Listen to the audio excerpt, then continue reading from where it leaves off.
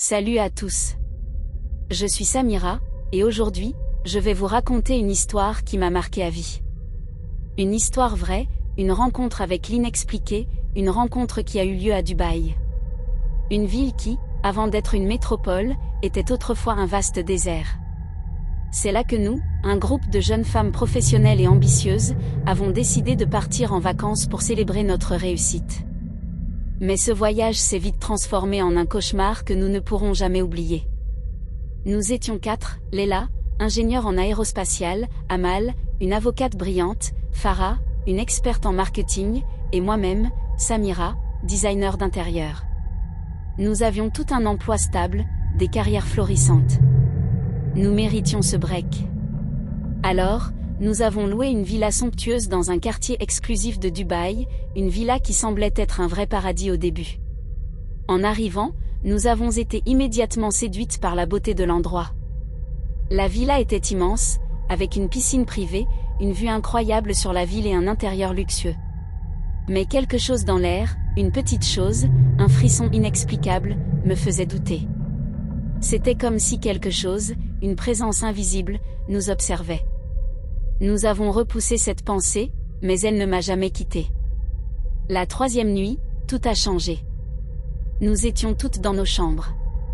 Je lisais un livre, Leila était sur son téléphone, Farah écoutait de la musique. Soudain, j'ai entendu un bruit provenant du salon. Je me suis levée, curieuse, et là, je l'ai vue. Une silhouette, floue au début, qui se transformait lentement. Elle prenait l'apparence de Leila, alors que Leila était dans une autre pièce. Mon cœur s'est mis à battre plus vite. Qui était cette personne ? Les événements se sont intensifiés. Les apparences étaient trompeuses. Leila se retrouvait parfois avec des vêtements qui n'étaient pas les siens. Farah disparaissait sans raison, pour ensuite réapparaître, avec des yeux qui ne lui ressemblaient plus. Amal avait des réactions étranges, comme si elle ne nous reconnaissait plus. C'était comme si des esprits s'amusaient avec nous, nous manipulaient, jouaient à une sorte de jeu macabre. Nous ne pouvions pas quitter la villa. Nous avions payé pour tout le séjour, une somme exorbitante. Nous étions piégés. Chaque tentative pour sortir se heurtait à des obstacles inexplicables. Les portes se verrouillaient toutes seules, les fenêtres s'obstruaient. La maison elle-même semblait avoir une vie propre, une conscience qui ne voulait pas nous laisser partir. Chaque nuit était une bataille contre l'angoisse et l'irrationnel. Mais au milieu de tout cela, j'ai décidé de ne pas céder à la peur. Je savais qu'il fallait que quelqu'un prenne les choses en main. J'ai commencé à organiser des rituels, des moments où nous parlions aux esprits en utilisant des objets symboliques, en suivant des coutumes anciennes.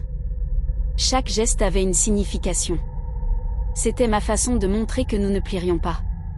Une nuit, une présence m'a murmuré quelque chose à l'oreille. Des mots que je ne comprenais pas, une langue ancienne.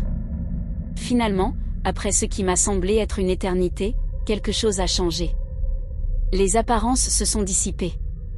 Les événements paranormaux ont cessé. Nous avons décidé de partir, avec une résignation et une force que seule l'angoisse peut offrir. Dubaï est une ville qui a su bâtir sa grandeur sur le sable. Mais derrière son développement, il y a des histoires que la plupart des gens ne connaissent pas. Ce voyage m'a appris une chose fondamentale, il y a des forces dans ce monde que nous ne comprenons pas. Des forces qui ne respectent ni la science ni la logique. Si un jour, vous partez pour célébrer vos réussites, méfiez-vous. Les apparences peuvent être trompeuses, et parfois, ce qui se cache derrière une belle façade est plus sombre et mystérieux que l'on ne peut l'imaginer. Sur ce, je vous laisse. Soyez prudents et restez toujours vigilants.